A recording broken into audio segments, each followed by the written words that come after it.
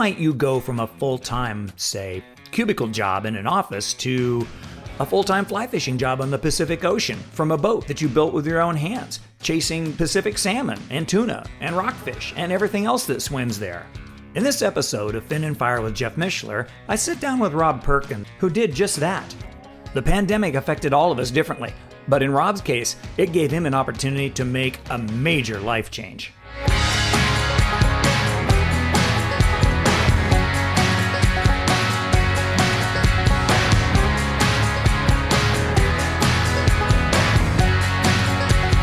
Fin and Fire Fly Shop is your local fly shop available 24/7.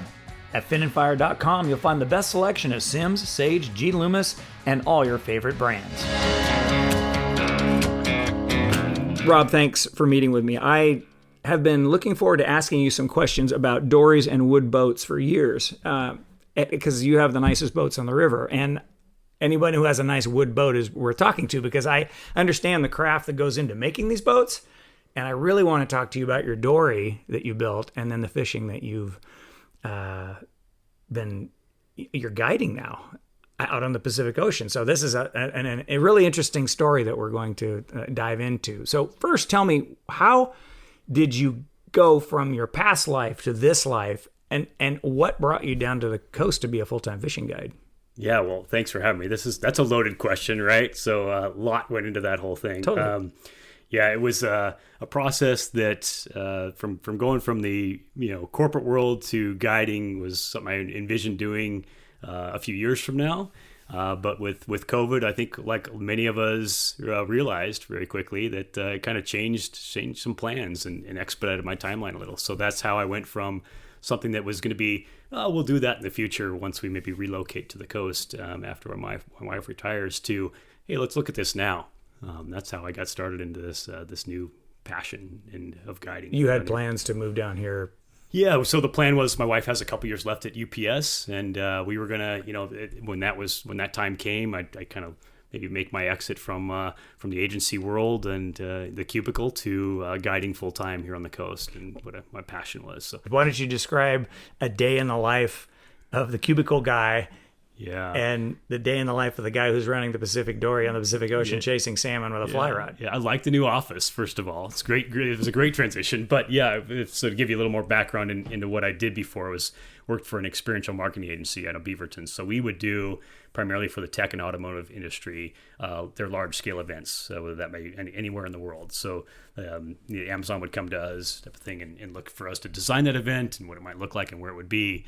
And my team would handle all the promotional marketing that take place on site. So we would do everything from those activations that you might do on site to all the swag that would be handed out. And you can imagine what happened to that during COVID. Everything stopped. We just completely Right. My team went from a team of over 10 to there was 3 of us by the end of 2020. And looking at forecasting and all that, we figured, things were heading the right direction, but it was going to be years down the road. And I'm just like, so looking at a rebuild that was going to be 3 years in the making, and realizing that my exit strategy was probably in that time frame originally, like, just, there were some conversations with Erin, my wife, about like, maybe this is a sign that we start this sooner than later. And wow. That's how we ended up where we are today, sitting here, talking about guiding the Pacific. It's just, the big open blue out there is so attractive. I mean, I get that. I having worked on the ocean with my dad when I was a kid, we had a dory that we launched off the beach, and those were pretty dramatic times. I mean, when you're out there and you have to make money by, the fish that you catch, the demand or the drama involved is pretty intense. I mean, if you don't go fishing, you don't make any money. But working, as a fishing guide, I imagine that the pressure is there. But what's your biggest concern? I mean, obviously keeping the boat filled. I mean, keeping yourself booked is one thing, but there's so many other variables that you have to take into account. So it's not like working in the cubicle. You have this other world that you have to consider. Yeah. I mean, weather becomes a big thing, right? I'm looking at the windy and the NOAA forecasts on an hourly basis now. Safety is obviously the top concern that we deal with now. So it's about that. I mean, I want to fill the boat and everything like that, on a daily basis, and that's, I've been really fortunate with that. It just hasn't been an issue. There's been a lot of people that are eager to experience what we have to offer off the Oregon coast. It's been that sense of, just you're responsible for these people and making sure that safety's the top priority and that the conditions are great. Fortunately, we've had very few days in the last year plus where we haven't been able to fish. So, which is really different than last year. I mean, I spent a lot of time down here last year, and the bar was closed out of Garibaldi, and the ocean was rough, and we had a very, I don't know, we just had a really challenging summer, and so I could not imagine guiding under those conditions last year, but fortunately, it sounds like that the nature is helping you. Yeah, we are fortunate here in PC with some of those things you mentioned too. I mean, even last year, the ocean, like you mentioned, was more challenging. I think we had higher winds, a lot more upwelling last year, and things taking place there. But we don't have that bar to deal with as well, which is kind of nice in PC. Having the shelter of the Cape makes a lot of those things that you deal with on a bar situation go away. The dories we have a great safety record here with the boats. They're very seaworthy boats. And being able to just launch right off the beach and not worry about, the tide situations and big ebb and flows makes that part a safe thing. And we're the cool thing about PC is, I mean, we're minutes away from the fishing grounds. So we got rockfish, lingcod reefs that are just a mile offshore, and the salmon fishing's right there as well. So that's the difference here. I mean, is that you have the protection of the Cape, and the northwest wind blows predominantly in the summer. That's what causes the upwelling that pushes the cold water from. I mean, there's all those things are mechanisms that make the fishing great here. But having the combination of the spit and that bay, that quiet bay, and then the reef that drops off immediately offshore is incredibly unique. I can't think of another place. There might be some places in Southern Oregon that have similar layouts like that, but up here on the North Coast, I can't think of another one where you have beach access, protection from the elements, and then just the fishing grounds are immediate. There. Yeah, we're very fortunate with that. I mean, I think there's places, I have some friends down in the Port Orford area that are kind of looking at a possibility there for a dory situation, because they have very similar kind of geographic area there with reefs right offshore. But other than that, we're in a very unique situation here where we have excellent shelter and offshore reefs to fish immediately from, and it's just a great setup. Yeah, obviously the population has exploded down here, but there are other activities. There's horseback riding and surfing and all these other things that kind of taken away from. Well, I wouldn't say they've taken away from the experience, but they've definitely added to the experience of the general population. But they've made it more difficult for the dory fleet, which has grown to navigate this small back bay that they really need to launch and come to shore, and they need to land in this one area. And I know that this is an old fishery. I mean, give me a little bit of sense of the history of how far back this dory fishing started in Oregon. I know it was a long time ago, and it started out with rowboats, but beyond that, I don't really have the details in my head. Yeah, it's an interesting history. This goes back to the turn of the century, in the 1900s. I mean, so the reason the fishery exists that we have is because of what happened with the situation in the river. The Nestucca right here was a hotbed for commercial fishing in the late 1800s and the early 1900s. And so a lot of these dairy farmers that are in the area, loggers and things like that, would use the summertime to commercially fish the river for salmon. There was, I believe at the height of it, there was 3 different canneries just on the Nestucca River, just for that. And it was in the early 1920s when they passed bills to eliminate that commercial fishery in the river. And that's where the dory fishing really took hold. These farmers and loggers and people in the area that were looking for that summer, that depended on that summer income, looked elsewhere, and the Cape was the natural next step, right? Mm-hmm. So they built these small, like you mentioned, rowboats. They were exactly that. I mean, they were just oversized drift boats, 18-foot, 48-inch bottom cedar plank dories, flat bottom boats with 1 or 2 sets of oars that they would take right from the Cape. They'd build them right there at the Cape because there's no roads. So there wasn't roads for a couple miles from there. So they'd build them there, roll them up to Cape Lookout, which is a 7-8 mile run. That's a hump. I mean, that's when people were like people, right? I mean, they would just go for it. Wow, to Cape Lookout with a dory rowing, I can't imagine. Row that in the mornings, and then use that northwest that we talked about, that northwest current and wind to drift back and fish all the way back to the Cape Kiwanda, and come in the afternoon. So it would have been amazing to see that. I mean, it would have been really amazing because if you're down at, I think it's Tierra del Mar, And to see these boats come around the Cape, because they probably stayed fairly close to shore in the early mornings where the wind, if you got out any further, you'd be exposed, right? So they probably were, doing their best to get as far north as they could before all that wind showed up. And then, like you said, just rode it back. Because, when we were commercial fishing down here, the worst thing you could do would be to head southwest. You head out past the rock and you go southwest and someone says, there's some fish down there and hey, I've got a good bite going, and you're looking at the clock and you're thinking, well, that wind is going to roll I got till like noon, right? And then it's coming. The wind machine's on. If I don't get back in a flat bottom boat, you are going to beat yourself to death. And that's what we did a few times because the fishing was good. And I wouldn't say that we paid the price, but it definitely beat up our gear. So that kind of leads me to boats for you. And what I'm really impressed with is that, having met you fly fishing for salmon in tidewater and around on the Nestucca River and in various places, you always have these beautiful boats. I mean, the first boat I remember was kind of a Rapid Robert style that you built. It was kind of a shorter, wider. It was a shorter boat. Is that right? Was it a Rapid Robert style? It was. So it was a Rays, which I think you're familiar with the Rays. Yes. So it was a Rays 12-foot Rapid Robert that I built with my wife. That was the third boat that I'd built from a kit back then. Okay. But it was a great little boat for tidewater. Actually ran that boat down a lot of different whitewater as well. It's just a great little boat to row. Right. So the history behind that boat, basically it was, if I remember right, so we should get the drift boat history, kind of squared away first. A Mackenzie River boat is a very distinct style of boat. It has rocker on both ends. It's flared. But there was a different type of drift boat that followed, I think, the Mackenzie style, which was the Rogue boat, the Rogue River style. And did it have then a tapered stern completely, whereas the Mackenzie boat had a flat stern? Or was it the other way around? Well, so see, I think it depends on who you talk to a little bit, right? Because like the Rays style, when you talk to old Cy and Ray, they're very, distinct of the fact that the Mackenzie boat was more that Rapid Robert style, right? With the more squared off stern, more of what you consider, like now we talk about like a riverboat being really. Yes. And then the Rogue style boat is more your traditional, what we all consider a traditional drift boat now. Interesting. So that's the style, like what I run right now. My 1754 is what they would consider a Rogue drift boat. Okay, because I'm confused about it because there are drift boats that are pointed on both ends too.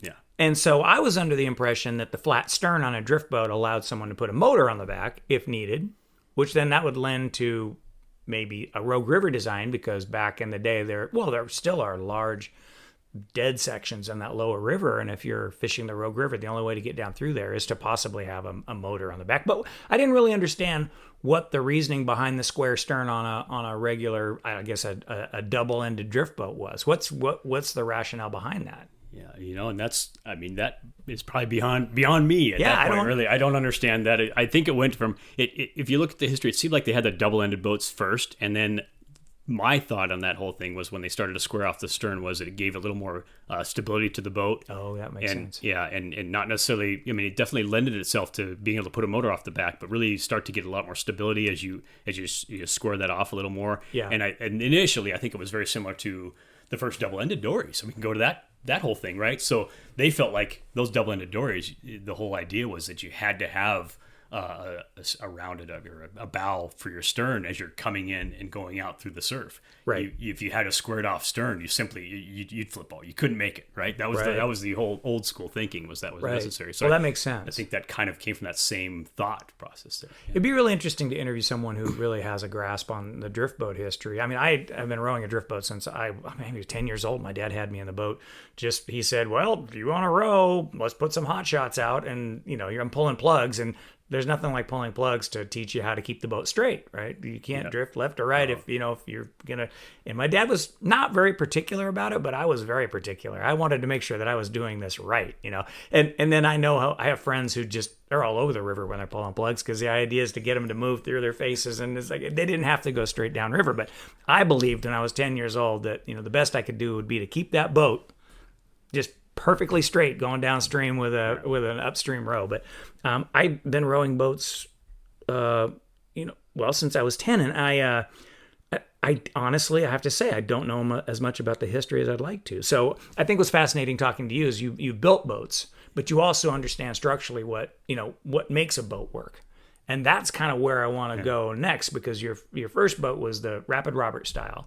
And then, well, let's back up. That was your third boat. That was, I built a couple boats. I mean, I started, so my history, very similar to yours, actually started rowing. I started rowing when I was 14.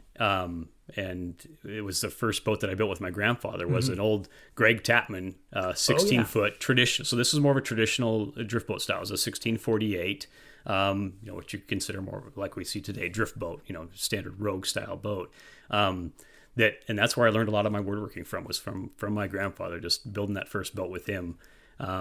So I launched that boat when I was 15, and I had some great memories. I mean, my dad would just drive a friend and I down here we lived in the Canby area, grew up there. He'd drive us down to the coast here on a Saturday morning, drop us off up the river, and just pick us up on a Sunday afternoon, say, just be here by this time. And we just figure it all out, right? So that's how I kind of learned how to row the boat, and how, what it was all about to be on the river, and what you learn a lot about the river just spending days on it like that. So I'm interviewing a number of people, and I've said this in my last interview, that it seems like everyone that I meet that has had that kind of a childhood where the parents, you had something to do, and the parents trusted you to go out and do it, and then you met them when they were supposed to pick you up on time, are just really interesting people, because we've had this history of exploration. We've had this history of learning to trust ourselves, and also responsibility comes with that as well. I mean, if I screwed up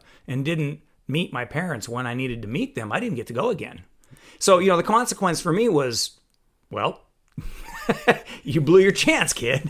And so I was always working to not blow my chance, because I knew that wasn't an option. I mean, you had to be able to, right? That time on the river, or that time, whatever, hunting or things like that were what you lived for. Exactly. I just kid. Yeah. And I just think it's fascinating to interview so many people who have very similar childhoods and very similar responsibilities as kids, and similar passions. So let's go on let's continue with your boat parade. That was your first boat. That was the first one. And the second boat.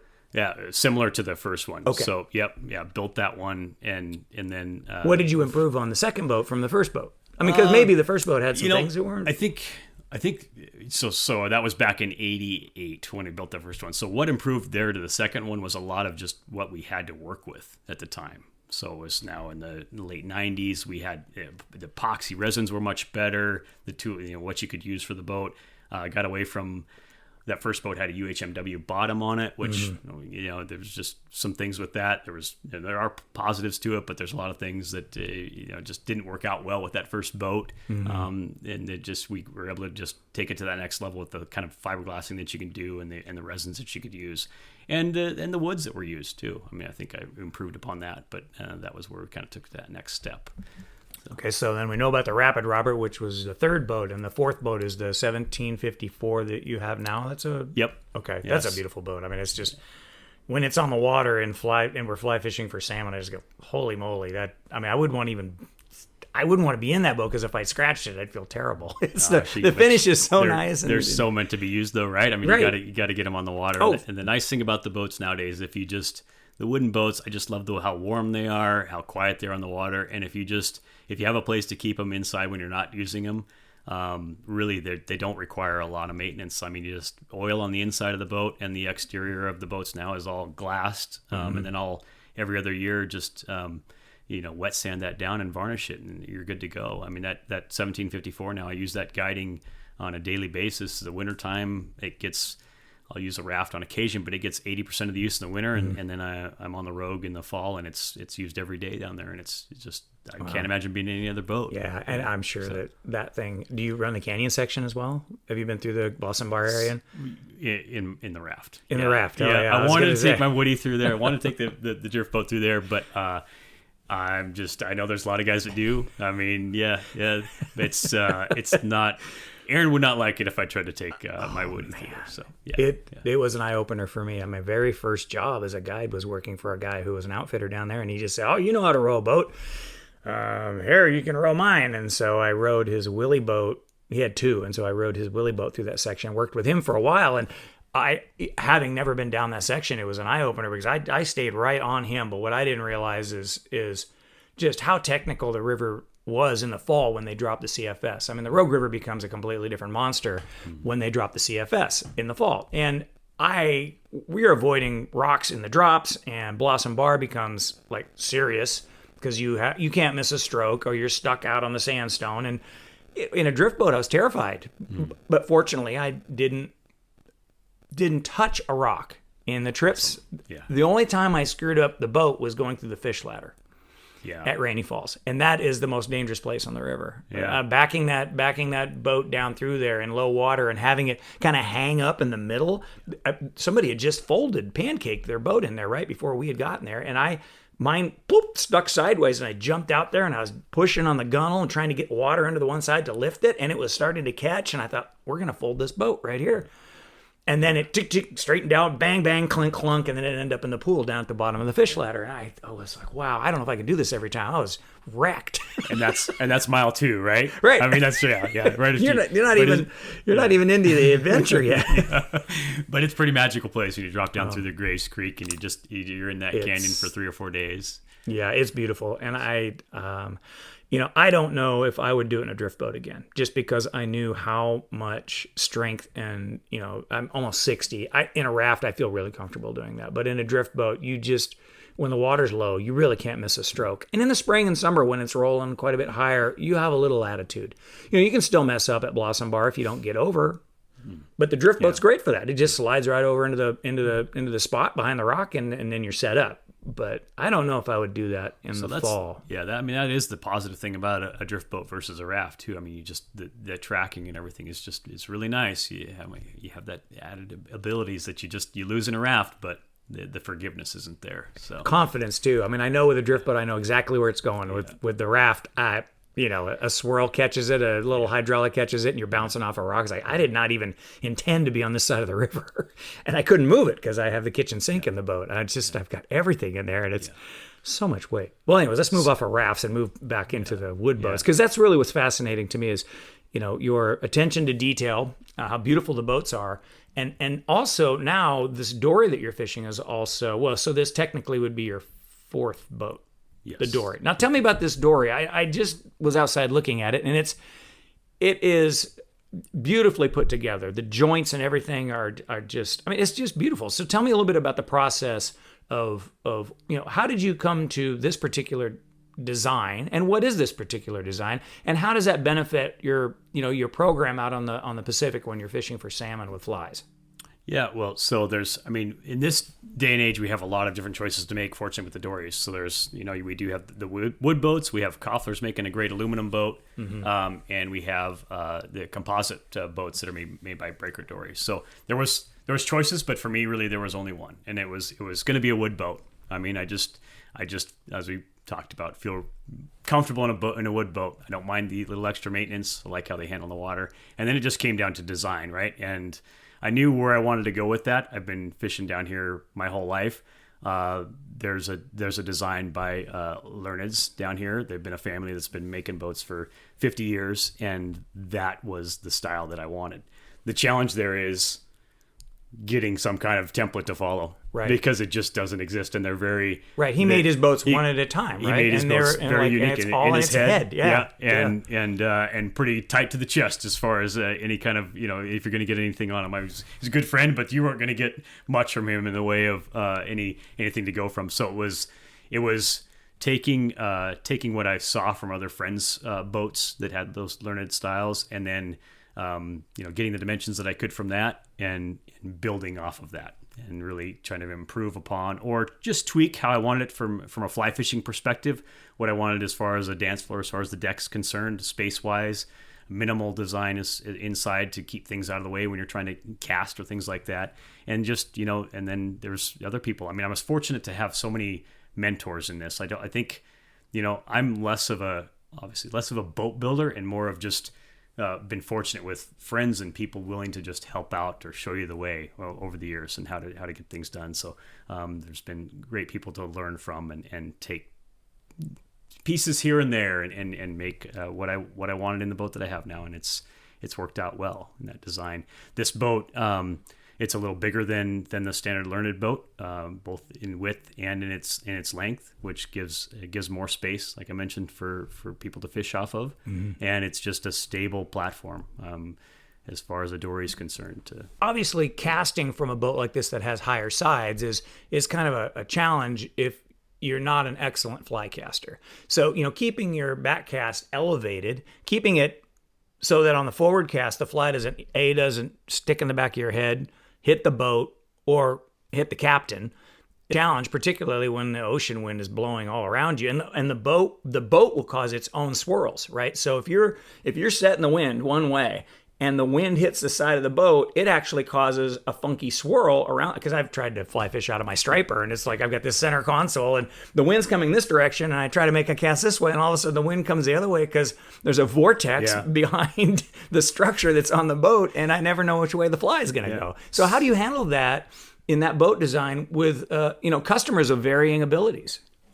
The fortunate thing is the fishery, it allows for like I tell people at the start of the day, you can cast as little or as much as you'd like. So a lot of our fishing, we're using fly gear and everything like that, but the casting is not necessarily, you're not making pinpoint casts to bonefish at 50, 60 feet. This is for the rock fishing. It's as simple as making a downstream mend or cast of 20, 30 feet and letting that get kind of down in the current, and then just a strip retrieve. Or for the coho, it's really just casting in the wake of the boat.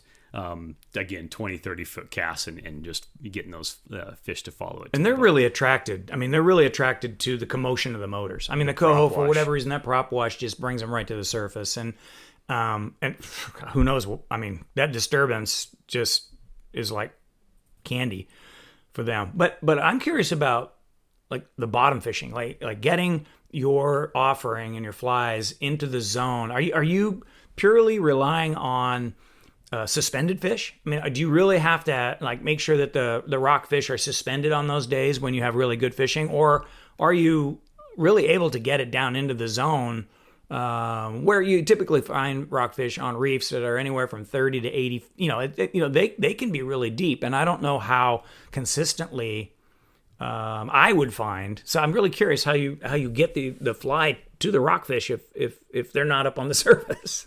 So the answer is yes, right? Okay. So, Well, that's, okay. So, I covered all my bases. Yeah, the fortunate thing we have here in PC, like I mentioned, those reefs are offshore. So we're fishing in areas where the reefs, I'm never over 60 foot, a 60-foot reef. I mean, that's the deepest reef that we're on. And the rockfish, now we're talking black rockfish, blue rockfish here primarily. Occasionally we'll get deacons and tiger rockfish. Mm-hmm. So those are our species really that we're going for with the fly when we're talking suspended. They're always in that, if it's most of the reefs are even 40 feet deep. So they're suspended. If you're looking at your fish finder, they're 20 to maybe 40 feet deep max. So the lines get down there just fine. I mean, the only situation where we run into problems is if we wait too long to do our rockfish, and we're salmon fishing in the morning, and the north wind picks up and your drift gets too strong, right? So now all of a sudden you go from a drift of less than a mile an hour to you have to try and slow that boat down because it's going 1.5, 2 miles an hour, and your lines are just straight out.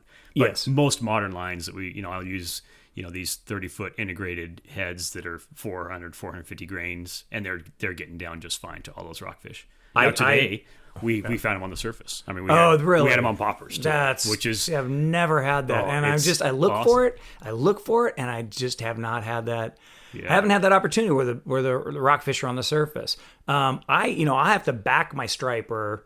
I keep it in reverse, obviously, when the wind's really howling like that, and the tide. That's the other thing, is the tide will be ripping over some of those reefs up where I'm fishing, and you have to back the motor, keep it in reverse and back the boat, because if you try to do it with the bow, the wind just blows it wherever, and you basically lead with the motor. And I can hover over those spots for a little bit, but it eventually pushes you out, and you can't do that forever. And I was wondering, like with a dory, those boats are so responsive to the motor thrust that I would think that might even be a kind of a difficult technique to put it in reverse because you're moving, or do you do that as well? You'll hover in reverse to kind of do that as well. I don't usually have to do it, for extended periods of time, like it sounds like you're having to do, but it's usually like, we'll just, if it is getting to be a situation where the drift is getting too strong, I'll kick it in reverse, and just for 30 seconds, and it gets those lines right down where they need to be. Yeah. And I have to hold sometimes because the boat just is mocking with the tide. And I'm probably fishing after I've been salmon fishing and I waited too long. Yeah, that's what makes it. I know. So we are really fortunate that we have good coho runs right now, or good. I wouldn't say there are good coho runs. There's a lot of fish in the ocean. I don't know where they're heading. I mean, they come and they go, right? So you fished today and it was a rough day, but last week, 2 weeks ago, was amazing fishing. Oh. And so with the unpredictability of these coho being on again and off again the way they are, how is that for establishing and maintaining a fly fishing program? I mean, you're lucky now, right? So because there's so many fish. What would you do to adapt in years where they're not so when there aren't so many? Yeah, we're fortunate that we do have other things we can go after. So the other part of that story about being able to get down, because we're fishing on shallow reefs, we do have lingcod as an option. We got Cape Lookout that's relatively close, and that gets us into a whole different level of fish there too. We can target all kinds of species right off of that. It's a lot of fun to go after those guys. And we have Chinook too off the mouth that we can go after. So if it's a year where the coho aren't as strong, we got Chinook where we can mooch, get those lines deep, just like we're doing for the rockfish, and be able to target those with fly rods too. That sounds like fun. Lingcod, I have not caught a ling on a fly rod yet. I've got plenty of Chinook on flies, but those two things, those two things where you're having to get deep and you're exploring with those lines in deep water and you're having success with Chinook or lingcod is just a whole new frontier for me. And that's really why I ended up getting an ocean boat, because those two things, at first the lings eat so good. They're just delicious. Yeah, all the way around, from the way they fight to the way they eat and the table. Yeah. They're awesome fish. And then the Chinook thing, I know that we're kind of in a depressed period for populations right now. Well, we'll see what happens. I mean, we'll see what's going on. Because we've been finding a lot of Chinook this year, so I'm curious to see. I was a little discouraged by what I heard about coming out of the Tillamook Bay area for this fall, but because we saw a really good spring return here on the Nestucca anyways. And then what we're finding outside the mouth of the Nestucca right now is really strong numbers. So wow. I don't know. We'll see what happens with that. Well, that was interesting. I spent my spring down here chasing those things, but it was later, and I think we had all that water, and I think a lot of fish were up in the river. And I didn't go up in the river often this year, but I did go twice, and definitely there were fish in the river. So it wasn't what we would call a typical spring Chinook fly season, because we had all that water, and I was just really surprised how few people were here. Yeah, if you love chasing them in tidewater, it wasn't the year for us there. But the guys were at the mouth, were like, "Oh, it's the best year we've had in 12 years." And then you went upriver, like you said, and it was like the guys are just getting them, knocking them dead up there as well. So it was like they just flew right through tidewater, and I only got intercepted a couple out of I didn't really want to talk about it. It's one of those things where the river, is not that big, and it's okay. I don't mind saying a little bit about it, but again, it's all condition. It's all condition dependent, right? I mean, you can go ahead, go look for spring Chinook. I encourage you to. I'm not going to tell you exactly where they are, but or what to use, or anything like that. Yeah. But they do exist. They're not complete unicorns. No. It does happen. Yeah, you do catch them occasionally. Yeah. No, they don't exist. I haven't seen one in 20 years. I don't know. Funny. Well, this ocean thing is really fascinating to me, and I think. From a technique standpoint, that's what if you don't feel comfortable going into how you do this, I'm really curious about, you said something earlier when I first got here about, the flies that you're using. And my experience in using flies in the ocean is that white is critical. I mean, they're having a fly that has a substantial amount of white on it makes a difference between, for me anyways, a fly that's effective. And I don't know why that is. If I look at the old bucktail patterns that they used to use in British Columbia, there's a lot of white with just a color on the top. And you were saying that, this tying style that you have and the volume of the fly makes a difference, and also the color of the fly. So I'm kind of curious how that all came to be. Was it trial and error that you just kind of came up with this pattern that works well? Yeah, completely. I mean, I'll go back to how this all started for me, if you don't mind. I don't mind at all. No. So I've been chasing these things, with gear since I was 10, and It was a Les Johnson book on, I think it was Flyfishing in the Puget Sound that I read Oh, yeah, I have back it. in like Yes. 2005. I read that book or something. And Yeah. I'm like reading it and I'm going, man, this is exactly what we're doing out of PC. Like, why won't this work, off the coast? And so sure enough, it's 2006. I show up and up until this point, my family done, gear in the ocean. It's the whole, you got to have weight, you got to have a diver, a flasher, and whatever it might be on the end, right? And I show up and I got an 8-weight and this really garbage looking fly I tied, just a bucktail looking thing with, I think it was blue and white bucktail. So there you go. There's white. It was a large percentage of that fly. And it was my brother and my dad. They're like, put that away. That's not, you're wasting your time. It's not going to work. It'll never work. And we had our old double ender back then. We were still fishing out of that. So you had a little tiller motor on it. And so you just, I stood in the back. I was running the motor and I had the fly rod. We just call it bucktailing, right? So and I'll get into more detail on that. But when you're trying to find these fish, really that's the effective way. So you have that fly like we talked about in the prop wash, 30 feet behind the boat. And sure enough, in like 30 minutes, I'm like, oh, I just had something. What was that? Like, they're like, you got grass on your line. You're full of crap. It's nothing, just you put that rod away and get back to fishing. And in 20 seconds, I just get ripped up. I mean, it takes off and I'm like, put the gear away. This is gonna work. This is what I'm going to do from now on. I mean, this is it. Great. So I was sold right at that day. That's all I started doing. And it took a little longer to get my dad and brother on board, but that's how it all started, was that. And so that's the method for us, right? So the flies have evolved obviously since then, but the method really hasn't too much. I've kind of keyed in on what we can do with it. It used to be where I would just do that bucktailing the entire time. So we would just troll the flies, and now it's gotten to be where you with all the gear we have now as far as chart plotters and things,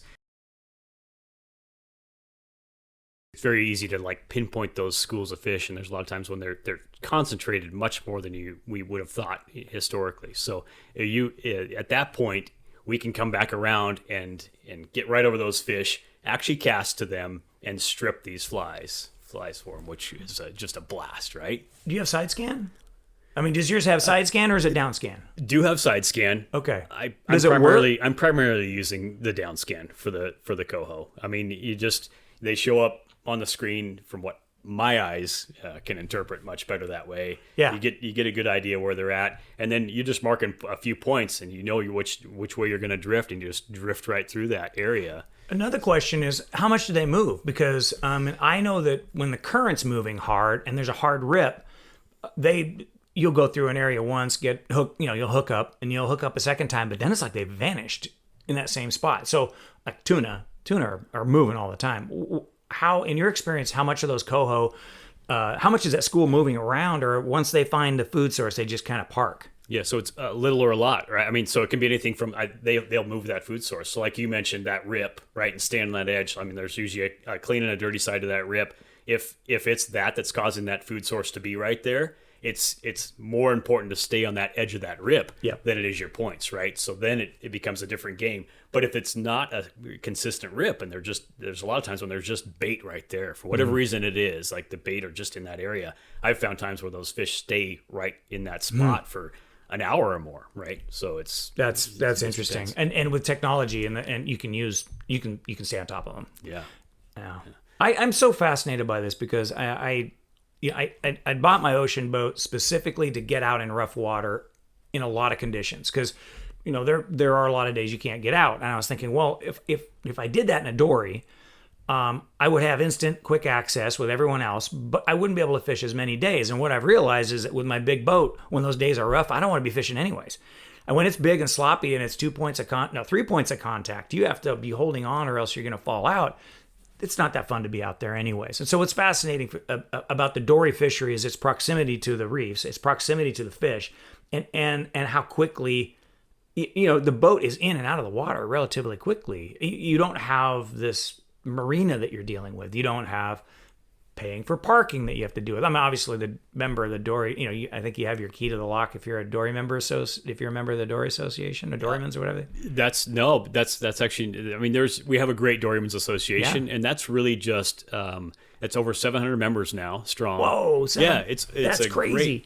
Great group, and it's just to kind of facilitate conversations between the dorymen, the surfers, all the people that are using the facilities there, like you mentioned earlier at Pacific City at the Cape, and just making sure that we're all, understanding each other, educating each other, and on board with our future. Really, is what the Dorymen's Association is about. Just making sure that we preserve this 100+ year old history that we have. With what's changing in the community all the time.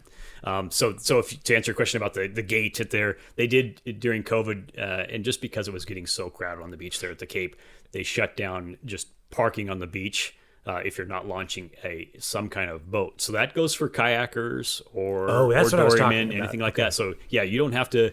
There's no, secret handshake or code to that. It's just if you're launching a boat on the beach, you have access to the beach down there. I understand. Okay, I know that there was there was a restraint. They put something across there to keep the.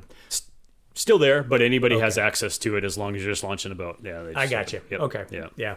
Well, the Dorymen's Association. It was like 100 and I think there might have been just barely over 100. When we were working here, a total 100 dories that were part of the sport and commercial fishing, and so it's 600. 700 over 700 members now. Okay.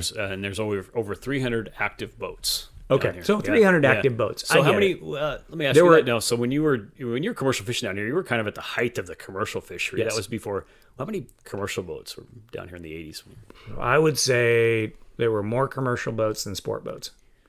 And the way the things, that's an interesting question because the season dictated how many boats were here. Yeah. And our program was we would always open here.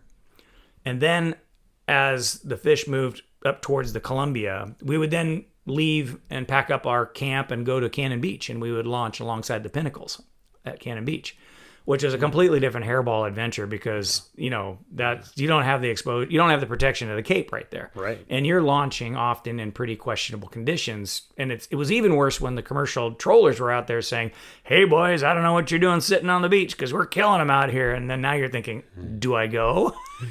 Who's going to be the first one to go? So, back then there were probably, I want to say there were 25 or 30 max commercial boats running out of Pacific City on the opener. And then it probably got cut down. I would say that, half dozen of us would move up to Cannon Beach. Mm-hmm. And then others would move to Garibaldi. But it was the opener where everyone started on Pacific City. So the season would kind of dictate where the dories went. They would move and follow the fish as they came up the coastline and headed up towards the Columbia River. And we did that because, back then the seasons were longer as well. By August 10th, the fish were a pretty good grade, and they were bigger. They were, and you wanted to be where a concentration of those big fish were, and so we were up closer to the Columbia. But that's not to say that the Nestucca didn't have its own, population out here later in the summer because they were all gathering and getting ready to go. It's just that the pressure on them was pretty high, and we moved up off of Cannon Beach because there were only about 6 of us launching there, and we had a larger fishing ground, to ourselves. But it was dicey the number of days that we could get out. I mean, the rule of thumb at Cannon Beach was that if they were breaking at the outside pinnacle, you could probably make it. If they were breaking at the second pinnacle, you might not make it. I like you could probably make it. That's good. Yeah. I like the Cape. Yeah. The Cape PC's the place to be. Yeah. Totally. Yeah. Out at Cannon Beach, we watched a couple of boats just totally take a bath. They couldn't stand the commercial guys saying, no, get out here, guys. We're killing them. And I'm going.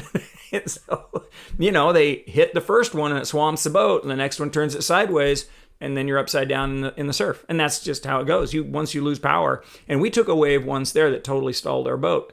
And it was one of those days where it was just breaking right at that last pinnacle out there. And we're like, I think we can make it. The angle of the surf and everything.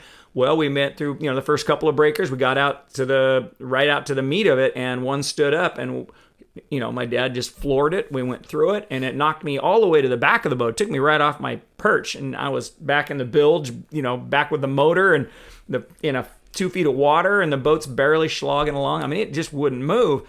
And we got the bail buckets going, and fortunately we had just enough speed to get over the last set of breakers and get out into the clean water. And of course now I'm bailing, and our boat was set up with 2 drain plugs. And once we got up to speed, I just reached down and pulled the plugs. All the water went out and put them back in, and away you go. But there was a moment there where I thought, we're screwed. I mean, we are going to take a bath right here, and we're going to be that guy who was upside down a few days ago that we had to help get out of the surf. So who wants to go dory fishing? Right? Yeah, exactly. Who wants to go do this? It's no problem. It's the safest thing in the world. No risk whatsoever. We do have a very safe history here. It's pretty impressive that we haven't had any accidents for a long time. So well, amazing to me too is that when the water gets really rough, that the dories handle the rough water, really well, even though they're a flat bottom boat. That there haven't been capsizings or motor issues that left them up on the rocks somewhere. I mean, it really is amazing considering how many people over the years have done this that there haven't been more bad outcomes. Yeah, I think a lot of it lends itself to the design of these boats. I think they're just designed really well. The flat bottom boat doesn't always make for the greatest ride, as you know. They're great in a bigger sea than they are in that short, steep chop. Right. The flat bottom boat just doesn't like that. No. And it's not a dangerous situation. It just makes for a very uncomfortable ride, as you mentioned earlier. It's so brutal. But that does combined with the fact that we just have a great community here too. Yeah. So there's always, one of the first things I talk about when we go out on a charter trip is we're on all the charter guys are on Channel 5, and the Coast Guard's right here, a button press away. But before you reach out to that, if something were to happen to me, just talk on 5, and somebody's going to be right at your side in minutes. So it's just great to have such a great group of people looking out for each other that's right there if you need help. That support system, I mean, it's going to be a while before the Coast Guard can get out of Tillamook and be down here. I mean, the chopper, it's just going to take a bit. They'll get here eventually. Absolutely. But I love the Coast Guard, but to have somebody that's right there within a quarter mile usually of you or something that can help out is going tuna fishing out of these boats, that's the next level of commitment, right? So you're taking a flat bottom boat with one motor usually. Some boats have a limited fuel supply, and sometimes you have to get out 40, 45 miles in a dory. That's a haul on the ocean. I mean, I think it's really hard for people to wrap their heads around like how much of a commitment that is. Because if I go out 40 miles in my striper, I'm on a good day, I'm traveling 18 to 22 knots, trying to save fuel, but I'm on step. It's an hour and a half, 2 hours to get to where the fish are. An hour and a half to 2 hours in a dory heading towards China with it's just a wooden boat is. If you think about it too much, you're asking yourself, why would I do this? But with that group of people, that's the key, right? That's a big key, right? So yeah, tuna one thing, right? So that's one reason you want to do this, because tuna are freaking awesome on a fly rod. And the other is that it makes the ocean feel somewhat smaller, even though we're going out, like you said, 30, 40 miles, having that community. And we always travel in, usually when we're going on a tuna run, there's 4 or 5 other boats you're going with. So we'll spread out north-south and head out at the same time. We're maybe a half mile away from each other, north to south, trying to find those fish and just heading out in constant contact with each other as far as, radio communication and everything. So it makes that distance feel much closer. Yeah. So you mentioned, a lot of times we only have a single engine and things like that, but really in essence you have more than that, because you got all the equipment you need. If you had to get a tow in, a slow slog in with on a tow rope, you'd have that as an option pretty quickly. So, right. So we used to have a set of oars in the boat for that time where if the motor ever died, you'd be able to row your boat in to shore. You wouldn't get the slide, and you wouldn't be able to. But I'm thinking like, how likely is that you'd actually use your oars to get in? And do people still do that? I mean, is that the way to get a dory to shore if you have motor problems? That's one of now the ways, for sure. Yeah, so people still usually have the oars in the boat, or they have a small kicker. That's really just to control that once you get inside the cape, so you'd get towed into that point, and then it's just to make sure you can keep the bow out into the waves as you just slowly make your way onto the beach. I gotcha. That's the big key there. The boats have gotten so big now, as you know, over the years, and you're trying to row a 3,000 pound, dory. You're not going to do that very far, but you can with those set of oars in the right spots, keep that bow into the wave, which is the important thing, and just work your way into shore. Yeah, I was trying to imagine that. I mean, I have a jet boat, and it weighs probably, I'm the 800. It's probably 1,300 pounds, 1,400 pounds. And I'll try to hold that in place with a good set of oars. And it's just a lot of work just to hold it in a light current. I can't even imagine. We never had to on our dory use the oars to get in, but I can't even imagine a boat loaded with fish or 4 or 5 people trying to navigate any kind of a swell or any kind of waves, just keeping it straight. So, and then when you get to the shore, if there's any kind of a shore break, you're in the shore break. That's why that bow out is so important. Yeah. Yeah. So at least the bow can take that on versus, once you get to turn sideways or if you're stern out, you're going to. I've just imagined it. I've tried to figure out how that works, and I can imagine it, but that could be, depending on the swell and the break, it could be really interesting. So when you I want to move on a little bit to more like technique and what you find really effective beyond just trolling bucktails. When you're searching for fish, you're probably using bucktail techniques. You're just bucktailing or you're trolling. When you find those fish, are you able to do kind of what the tuna fishermen do, which is to kind of bring them to the boat in any way with any kind of attractive stuff? Or are you just hoping that you're on top of the pod and then you're able to make a cast into the pod and present a fly in a way? I mean, do you have any kind of control over what the school is going to do? Because I know that we throw chum or we throw something out to keep the tuna close to the boat, but is it really just once you found them, hope for a few fish and then you got to stay on top of them? Or do you have any kind of a technique to I mean, so the biggest thing is with the tuna, like you mentioned, and you can keep fish hooked up easier with the tuna, and you can throw live or dead bait for the tuna, and you obviously can't do that with the coho or anything like that. So they don't react the same way. They don't. Well, you're not supposed to. You're not supposed to throw. Oh, that's interesting. Bait, I didn't even think about that. So if you actually throw your dead herring over the board, you're not technically just supposed actually to. Ended up over the side of the boat, and then maybe one thing, but you're not actually supposed to throw. It's considered bait. chumming. Yeah, and you can't. I didn't even think about that. You can't chum for a salmon, game fish, unfortunately. Yes. That's interesting. So, wow, I would have techniques if we could use them, but that's so interesting because I hadn't really wrapped my head around that. But chumming is not legal. Yeah, right. So, but it is for the tuna. So that's the key with the tuna, right? I don't know why I forgot that. Is throwing those bait, and I actually have patterns that emulate that dead bait that I've designed for the tuna, which are really cool. So because out of here. Going back to the tuna side of things, we don't have the live bait option, right? So don't have live bait whales in the dories. So we use IQF anchovies. So these really quality frozen anchovies that kind of flutter as you put them in the water. They just kind of have this slow flutter down to the water column. And there's this little candy, Albie snack surf candy fly that I've designed that has a weight on the one side of it, so it does that same kind of little flutter down to the surface. And those, you're only making, again, 20-30 foot cast, and then as it just flutters down, you're just watching this torpedo come through and just completely railroad that fly. That's cool. That's the cool part with those.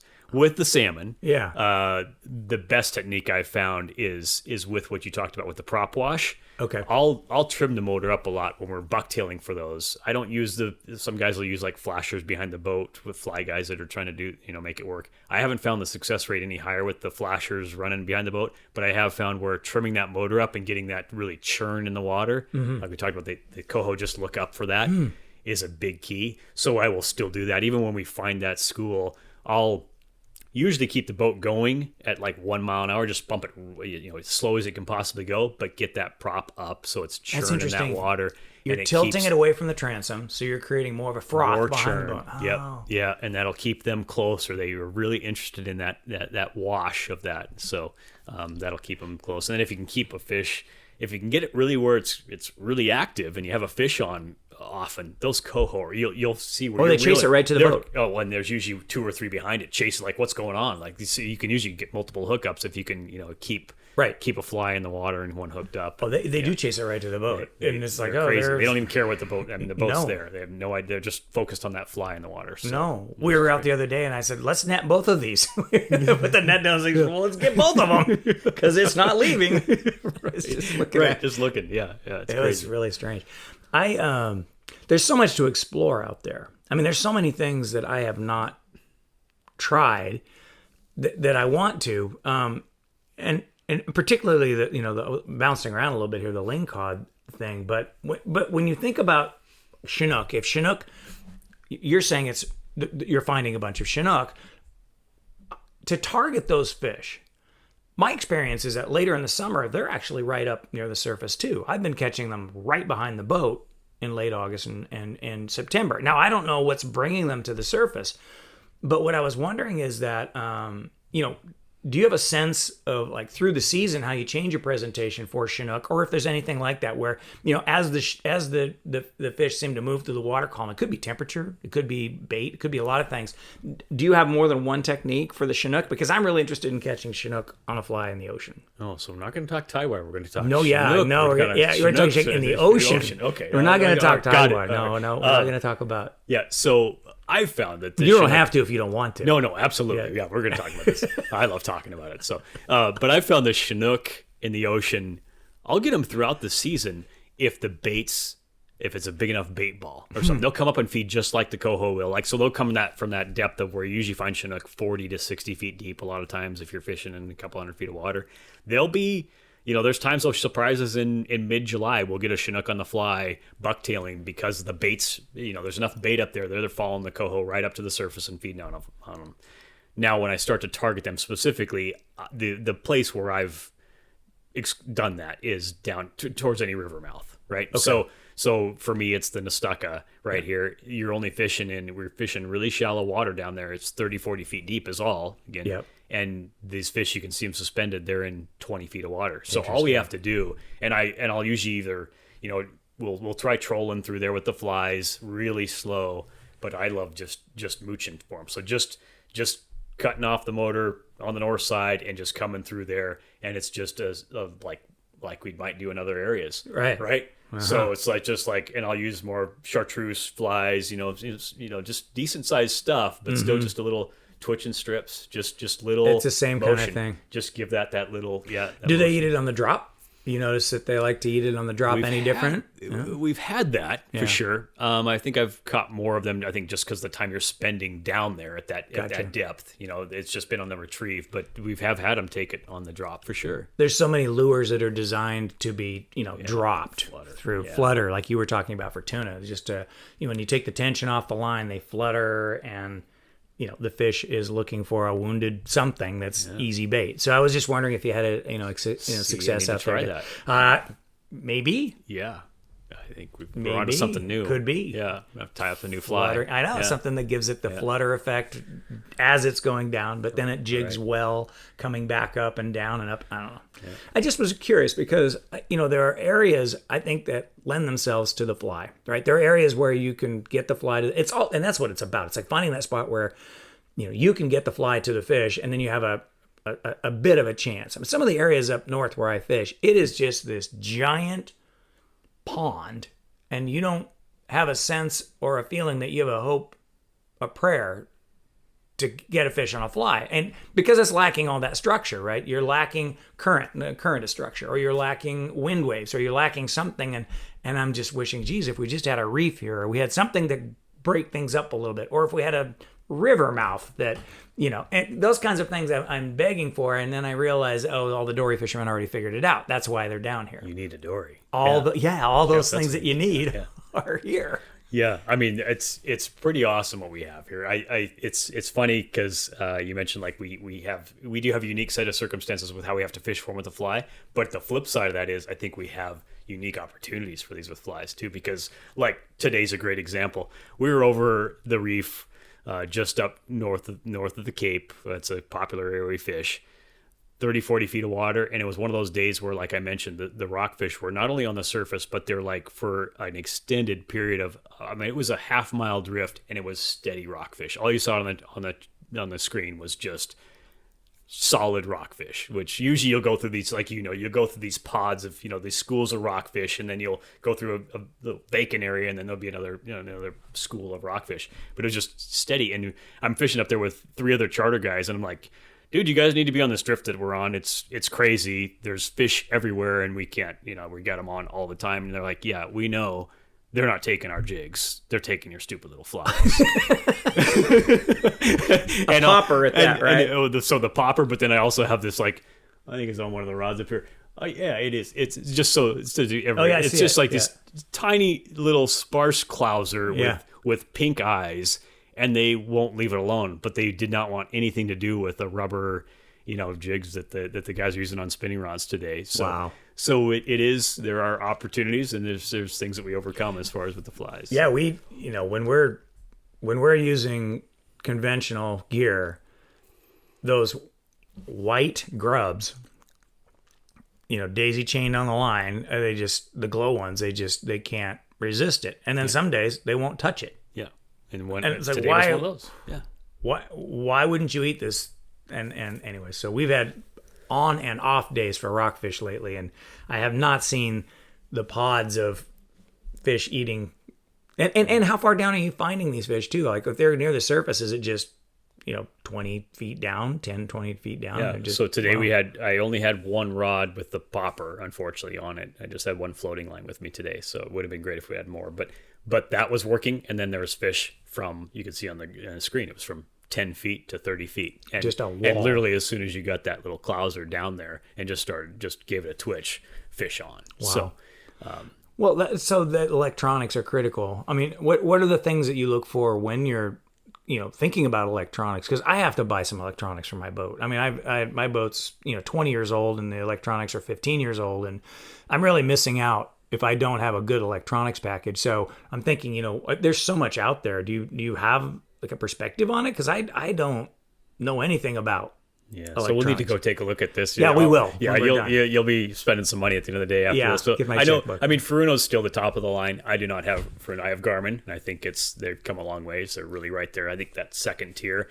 And I spent the money now halfway through this season on their subscription service. So you get all these. I mean, but the relief shade mapping that you get on this is absolutely crazy. The detail on these reefs now is like, and you learn that these fish, after having just the regular, the regular charts before, right? And where I was marking all my waypoints of where we're getting these fish, yeah. And then now I got the relief shading. I'm like, oh my gosh, this that makes is hard sense to believe. This makes complete sense as to right. why we're getting them here. Whereas before you kind of like, oh yeah, there's kind of a contour line here, right? So we must be close. Now it's like, oh, these fish are hanging right on the edge of this reef, and it's exactly right there along the side of it. So that's interesting. I use the Navionics on my phone and have the subscription base. So it may be the same. It's the same contour shading of the bottom. And when you have that, our ling spot all of a sudden makes sense. So when I didn't have that, like you said, it's just reading contours and it's looking, there's some rock down there and there's something. And then you go, oh, there's a trench. And that funnels all the food to these fish, and that's why they're here, because there's a funnel. Yeah. And it only happens when the current's going this direction, and when the current goes this way, we don't get any. Exactly. So all that stuff is fascinating, and so I'm really, really interested in a good electronic. So Garmin. Yeah, I've been really happy with mine. It's just so user friendly, and then just like I said, the detail on this new stuff is crazy. From the fish finder perspective and the chart plotter, it's just amazing what you can get out of this stuff now. So what I've seen is that there are different grades, obviously, different grades of the and they're all broken down into screen sizes. So there's the 7s and the 9s, and so for just general application in a dory, are you on a 7-inch screen, a 9-inch screen? What option did you go with, and how deep did you go in the electronics is what I'm curious about. Yeah, pretty deep. Yeah. So the foot had to be the boat had to be a foot longer, and the screen has to be 6 inches bigger. So yeah, we got. I went with the 12-inch version that I get made fun of for having the TV monitor in a dory, but bigger than your boat, dude. But yeah, I tell you what, if you're going to spend money on something, it makes a difference to have that. I mean, it's nice to most of the time you're looking at a split screen anyway. So now you're only down to you got 7 inches of it or whatever. It's only for your So I can't live without my radar and my Navionics. Those two things make it totally possible to go out when it's nasty. I mean, when it's foggy and you can't see 50 feet.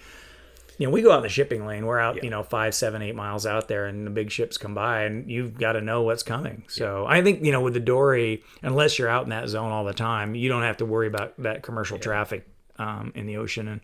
But electronics are just, I think that's the thing, is with the electronics, you can be wicked effective.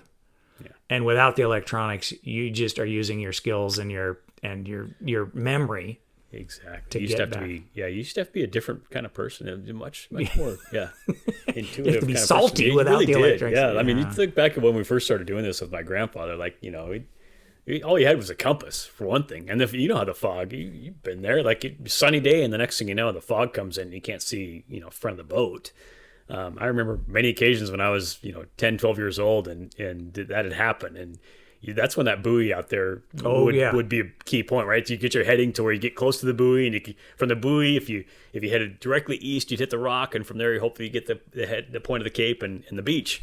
Yes. I remember more than one occasion we missed that cape from the rock, multiple times before we could come back around and get to the beach. And now We almost hit the rock. I mean, it was so foggy. Yeah. We're coming in. It's like, I think it should be, back then they had the Lorans, right? So all it was longitude, latitude lines on an electronic device that would record that spot, and then you'd have the numbers that would be frozen. Yeah. So the numbers were always rolling. Right. But when you hit mark, the numbers would be frozen, and then you'd have to get your chart out, and you'd match those numbers up and get a sense of where you were. Exactly. And if you didn't have the chart, those two numbers didn't mean anything. Yeah. Well, we're approximately... When you're catching fish, you tried to go back to those numbers. Yeah. But without the chart, you didn't know where you were. So one day we were coming in the fog really bad, and I've got the chart out, and I said, well, we're converging on, and that rock should be here any time. And we looked up, and it was like we were right in the breakers going to the rock. And we were, I would say, 100 feet on step going towards the rock. Yeah. It just happened that quickly. But I mean, there's so many close calls that if you just don't pay attention for a minute, that could turn out bad. Yeah, the ocean's an awesome place. Yeah. And it's, to be respected every day. It's a great place until it isn't. Yeah, right. You go, I wish I Love was... it. There's a lot to learn and a lot to explore, but there's, Your journey is fascinating. I mean, to have made the transition from the job, the cubicle, full-time desk job, working at an agency, working in mixed media, pulling together basically the elements for someone else's marketing purposes, right? You were basically providing the tools for someone else's grand effort to make that transition to, I'm my own person. I'm a captain of my boat. Everyone in the boat is my responsibility. I mean, that's a dramatic life change. Yeah. And I'm loving every minute of it too. It is a big change. I'm thankful for the support from my wife and everything else. It's been, I couldn't be happier with how it's going. So. Well, I'm just impressed, and it's been a great conversation. Can you believe the hour went by that quickly? Wow. No. Me neither. It always goes so fast. It's just like, boom, wait. Let's BS some more. Like we get the whiskey out or the beer, and it'll be like an 8-hour podcast, and I don't think the listeners want to put up with that. But anyways, thank you so much. I really appreciated this. And hopefully that was okay what you're looking for. It was perfect.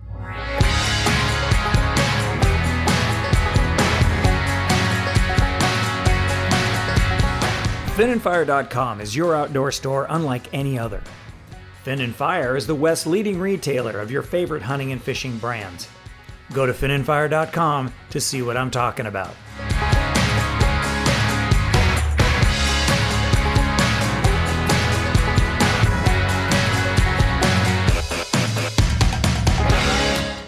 If you'd like to spend a day on the ocean with Rob Perkin, go to ConnectOutfitters.com. Check out what he has to offer. Fly fishing on the Pacific Ocean, it's just an amazing experience, and I highly recommend it. That's ConnectOutfitters.com.